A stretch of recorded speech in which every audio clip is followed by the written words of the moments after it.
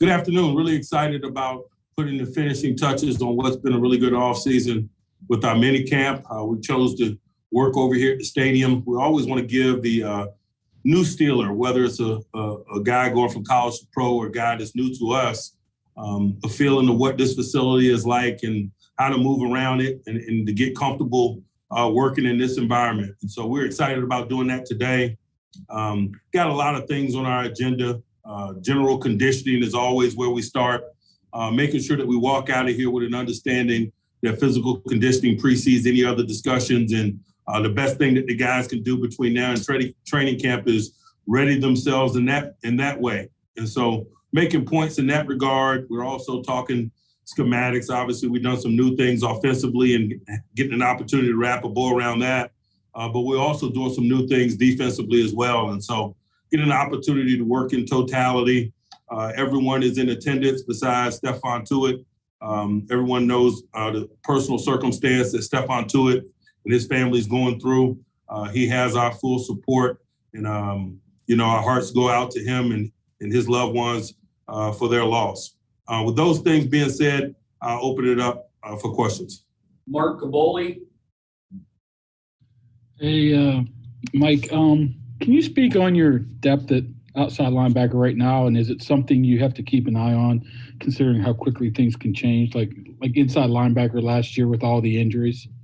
I can stay up a lot of nights worrying about the potential for injury in terms of attrition, but at the same time, I acknowledge attrition is part of this game, and so I'm comfortable with who we have working there right now. We're going to coach those guys up and hope that attrition doesn't set in, but I have that same mentality about all the positions. It's just not a lot of depth if you're talking about injury setting in the way it set in on us collectively at that inside linebacker spot in 2020. Mike Pursuta. Mike, were there any injuries that are at all concerning to you today? None concerning, none whatsoever. I don't talk injury in great detail this time of year. I'm not required to do so. But rest assured, if I thought something was significant, I would address it with you guys. Brooke Pryor. Yeah, Mike, going off of that, it looked like there may have been something that happened with Ben there at the end. Can you kind of walk us through maybe what happened during that 2-minute drill? I won't. Aditi Kinkabala.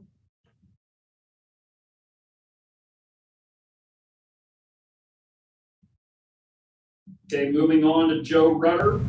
Oh, all right. Oh, there's Aditi. Go ahead. I'm here, Coach. Sorry. To the same end, and I'm guessing the same answer. We also saw Juju leave the field earlier. Are we to assume that it is nothing significant as well? And Yes, you are. Okay, can we expect to see Ben or Juju back on the field this week? You can expect whatever you wish. We'll see what tomorrow holds. Joe Rudder. Okay. Thank you. Thank you. Can you at least speak to Dave DeCastro's situation? We didn't see him on the field practicing. Again, if I thought injury circumstances or reasons why people were not participating were significant, I would share them with you. But I'm not going to address day-to-day like things in this environment. It's not required. Josh Roundtree. Hey, Mike, with Terrell Edmonds, he mentioned earlier that, fifth-year option not getting picked up, and you guys had a conversation about that. I know you won't get into the specifics of that conversation, but what's that like as a coach for a player that might be a little bit disappointed in a situation like that? And then obviously maybe channeling that and using that as momentum and motivation. This is grown man business.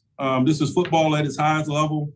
Tough decisions and tough conversations happen daily, and it's just part of the environment that we're in. I think we all understand that, and we all try to approach it as professional and as sensitive in a professional and sensitive manner as we can.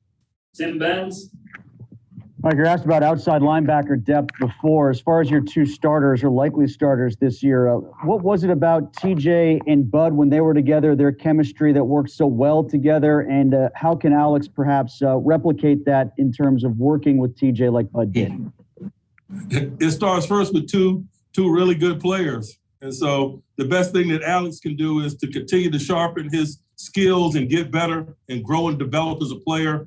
We got great expectations for a second-year guy in terms of proceeding in his career and taking a step not only in understanding and preparedness, but production and consistency. He's been a highly professional, mature young man, and so I think it's reasonable to expect those things to happen. But make no mistake, before you start talking about dynamic duos and tandems and so forth, it requires two big-time varsity players. And so he's working to grow and improve his game. Christopher Carter. Mike, when we talked to Keith earlier today, he talked about how the defense, you guys still have to wait to see physicality and, when they put the pads on to really determine things. But what have you seen from your young defensive backs that you're looking to step up this year, considering you guys lost Mike and Steven? To be honest with you, I hadn't seen a lot. This is football-like, it's not football. This drill work, and so we're teaching and learning and getting an opportunity to compete, but it's in a controlled sort of way that, evaluations are fruitless. I can spend time trying to evaluate and get a litmus, but, those opinions may change quickly once we get in real football circumstances here later in the summer. And so I reserve that judgment. I'm really focused on the teaching and the learning and how they communicate and whether or not they're putting themselves in positions to be players or playmakers. And so from that standpoint, it's so far so good. But there's so many things that you can't glean from football in the manner in which we're doing it right now. It's unfair to evaluate under those circumstances. Brian Batko. Mike, I know this offseason's been a nice return to normalcy for you and all the guys, but it looks like, while most players don't need to wear the masks and walk through, some guys still have them on. The league's adjusting some policies and procedures for COVID vaccination rules. How comfortable are you with where the Steelers are on that front? Man, I am really comfortable. I like the overall trajectory of our participation in the vaccination process. Guys have worked hard to adhere to the policies and the protocols. It's just been a continuation of 2020 in regards to our attitude. We're going to work hard to adhere. We're going to look for any advantage that compliance might give us. And so participation has been awesome. From what I understand, we're doing really, really well relative to the rest of our peers. And we just hope to continue to work in that area. And hopefully it's a winning edge for us as we proceed. Alan Saunders. Hey, Mike, just on that line, do you have any kind of a percentage or a figure that you know of with your vaccination right now? I think we had a couple today. So, like I said, I don't know the exact percentage, but from what I understand, we're tops in the league in terms of this process. Nick Fairbaugh. Hey, Coach Tomlin, I know you didn't talk about defensive backs and what you've seen from them kind of this offseason, but what did you see from Jamespierre last year? And as he makes that second-year leap, what do you want to see from him as he potentially steps into a bigger role this year after you guys lost Mike and Steve? I saw consistent varsity gunner play. And oftentimes when you have that level of consistency and performance in the special teams area, it's often an indication of, advancement or maturity and growth opportunity in the other phases as well. I think over the course of my time here, the young guys that are consistent and perform in that area usually ascend within the offense or defensive unit. And so it's reasonable to expect him to do that. He got a lot of in-game experience last year, although it was in the special teams area. I think that field time and that game speed exposure will help him in his growth and development. I think it's reasonable to expect him to utilize that experience as a catalyst for his growth on defense. Final one, Aditi.